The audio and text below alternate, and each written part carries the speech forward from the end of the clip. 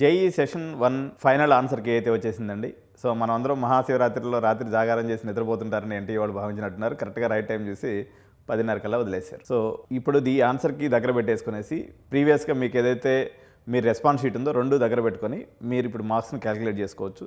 మొత్తం మీద 9 క్వశ్చన్స్ ఇండియాలో ఎవరైతే ఎగ్జామ్స్ రాశారో వాళ్ళ వరకు 9 క్వశ్చన్స్ అయితే డ్రాప్ చేయడం జరిగింది. సో ఈ 9 క్వశ్చన్లు డ్రాప్ అయిన క్వశ్చన్స్ ఏంటి, నెక్స్ట్ మీరు తీసుకోవాల్సిన స్టెప్స్ ఏంటి అనేది ఒకసారి చూద్దాం. ఎందుకంటే మీ దగ్గర ఇప్పుడు 2 విషయాలు ఉన్నాయి.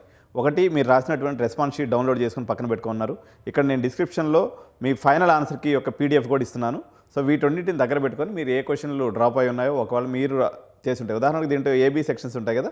సో ఎంసీక్యూలో ఆన్సర్ చేస్తుంటే మాత్రం డైరెక్ట్గా అందరికీ వచ్చేస్తుంది బోనస్ మార్క్స్. అటు కాకుండా సెక్షన్ బీలో ఉంటే మాత్రం ఓన్లీ ఎవరైతే అటెంప్ట్ చేస్తుంటారో వాళ్ళ వరకే బోనస్ మార్క్స్ కలుస్తాయి. ఇది గుర్తుపెట్టుకోవాలి. ఒకసారి ఈ వీడియోలో ఆ 9 క్వశ్చన్స్ ఏంటి, ఏ సెక్షన్ వాళ్ళకి మార్కులు పెరిగేటువంటి అవకాశం ఉందో ఒకసారి చూద్దాం.